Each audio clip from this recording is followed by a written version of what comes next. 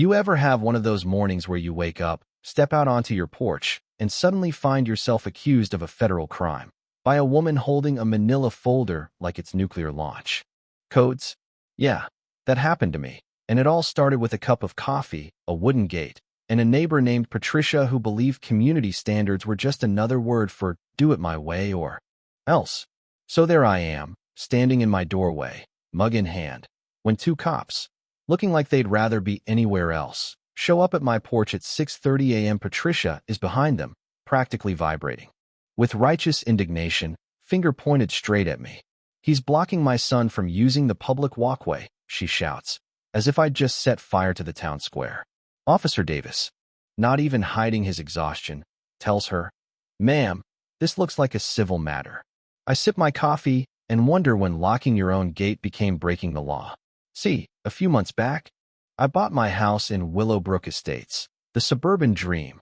Trees, friendly neighbors, well-manicured lawns. Only, nobody warned me about Patricia Coleman, the self-appointed HOA enforcer with a binder for every occasion and a son named Tyler, who's built like he trains for the Olympics but uses my backyard as his personal shortcut every morning. At first, I barely noticed, busy unpacking, learning which light switch did what, the usual homeowner headaches. But when I installed cameras for peace of mind, what do I find? Tyler, 5 a.m. sharp, marching right through my flower beds like he's on a mission from God. Marigolds crushed, decorative fence knocked over, footprints everywhere. It's not a path, it's a demolition derby. So I did what any sane person would. I caught Tyler one morning, asked him, politely, to stop. He just shrugged, told me he's always gone this way, and gave me that look only 20-year-olds can muster, the one that says, "Old man, get out of my face." That night, Patricia knocked on my door, casserole in one hand, neighborhood rules binder in the other, informing me that this is just how things work around here, and the previous owner never minded. As if buying the house meant I'd inherited a community obligation to let her son stomp through my petunias. I decided enough was enough. Next weekend, I install a wooden gate, nothing fancy, just a clear line between public and private. Even the hardware store guy called it neighborly. Monday comes, Tyler finds the gate, and you'd think I'd built the Berlin Wall. He rattles the lock, tries to peer around, and eventually, after a frustrated phone call, presumably to mom, storms off. That evening, Patricia is back. "You can't just block Tyler's access to the common area," she says, like I've committed a cardinal sin. I ask for documentation. She waves her hand, talking about precedent and community spirit, which, translated, means because I said so. The next morning, cops are on my porch. I hand over my deed and survey. The officers confirm everything is legal, and Patricia's face turns a shade of purple that's probably not healthy. But Patricia isn't one to lose gracefully. Next comes the official HOA violation notice. $200 fine if I don't remove the gate. Social media erupts with dramatic posts about outsiders ruining the neighborhood. Some folks back her, others point out that walking through someone's yard isn't exactly a constitutional right. I keep it professional, gather my paperwork, and let my father's advice echo in my mind. Let the facts do the talking. Then comes the emergency HOA meeting. Patricia arrives with her binders, maps, and a speech about community values. She paints Tyler as the victim, my gate as an eyesore, and me as the villain destroying suburbia. I present my portfolio, property surveys, county records, security footage of Tyler trampling flowers, even a note from the original developer stating there were never any easements on my land. The board and neighbors watch as the facts pile up, and the vibe shifts. Suddenly, it's not me on trial, but Patricia's crusade. In the middle of it, a surprising ally emerges. Mrs. Eleanor Johnson, 15-year resident, quietly stands up and says she's never heard of any easement, never seen anyone use my yard except for Tyler, and that maybe it's time people stopped making up rules as they go along. There's a twist, too. Turns out some of the newer residents have been bullied by Patricia into thinking her rules were law, when really, she'd just gotten used to running the show. The debate drags on, heated but revealing. Patricia loses her cool, accusing me of dividing the neighborhood, but the HOA's own lawyer is there, and she drops the line of the night. A fence doesn't block freedom, it defines ownership. Boom.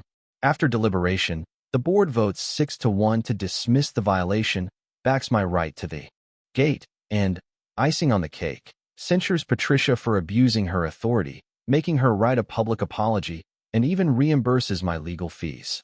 Tyler stops cutting through my yard. Patricia's grip on. The neighborhood loosens.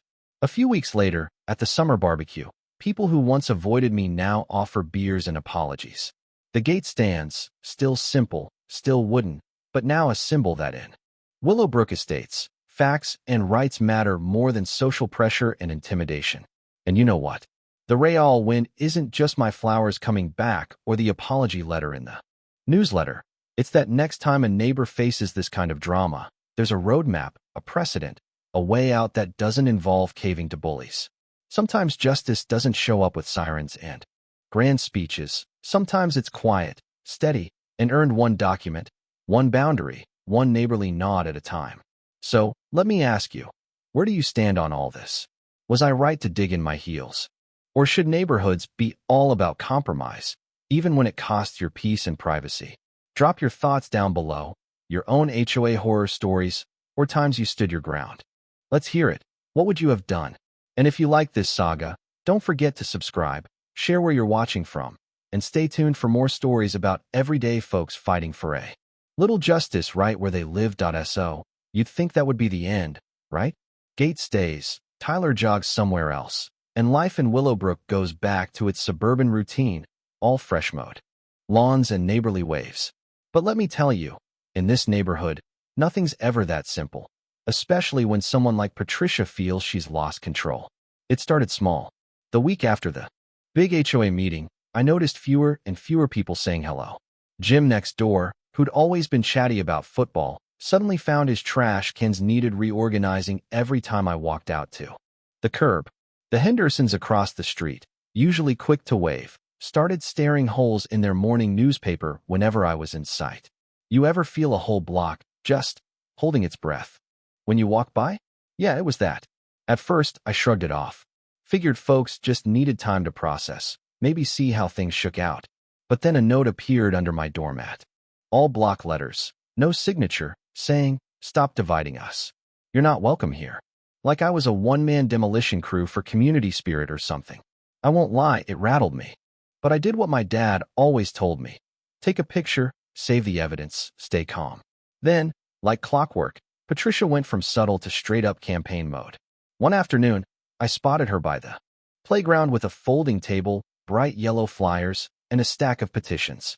Her pitch? Protect our neighborhood from outsiders who don't understand how we do things. You could see the parents. Some nodding, some just not wanting trouble. I parked across the street, watched her pass out those flyers, each one with a picture of my menacing 3-foot gate looking like the Great Wall of China. The caption might as well have been, "Here lies neighborhood harmony." Honestly, I started feeling like the villain in my own story. And right about then, the harassment kicked up a notch. My company's HR called. Someone had submitted an anonymous complaint, claiming I was aggressive and disruptive in my community. Lucky for me, Jennifer in HR saw straight through it once I handed over my documentation, emails, and that official city inspector's report clearing my name. She even told me, "You're not the first. This kind of neighbor drama makes the rounds." Still, having to defend my job because someone didn't like where I put my gate, that'll get under your skin. I doubled down on documentation, security cameras, backups, every interaction, every weird note or late-night incident. Even hired a local lawyer, James Parker, who specialized in HOA shenanigans. He flipped through my files, whistled, and said, "Most people don't prepare half this well." He warned me, folks who lose control tend to escalate before they give up. You're fighting a story she's selling. Crush it with facts. Turns out, he was right.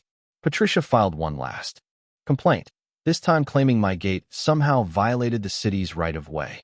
City inspector comes out again, shakes his head at the paperwork, and clears me on the spot. Even joked, "This happens more than you'd believe. You'd think grown adults could just talk."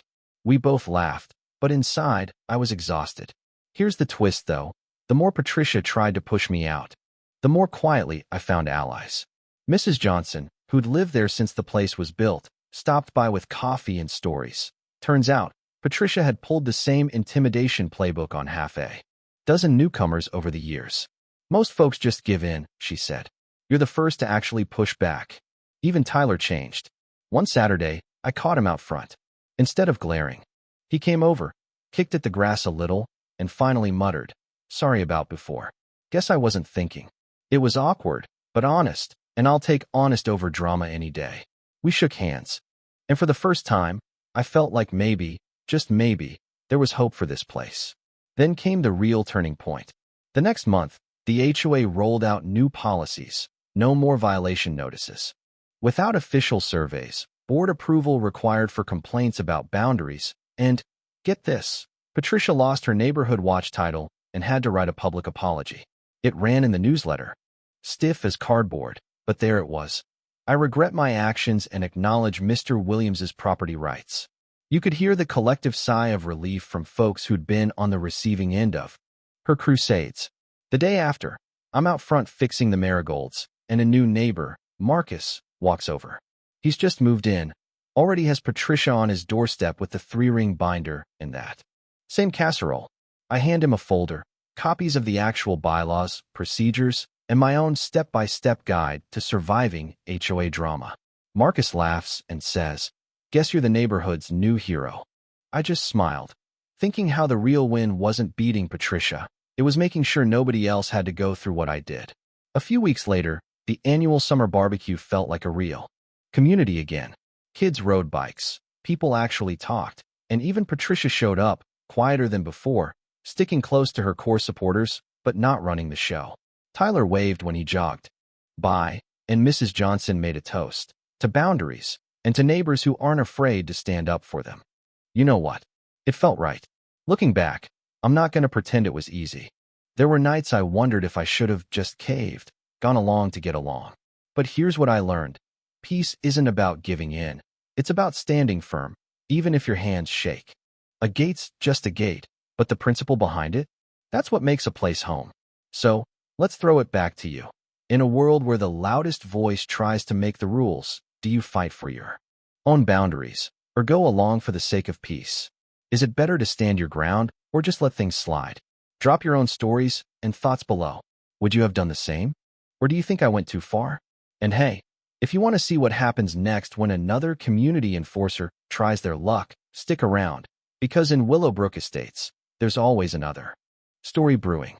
Tell me, what would you do if the whole neighborhood turned against you just for locking your own gate?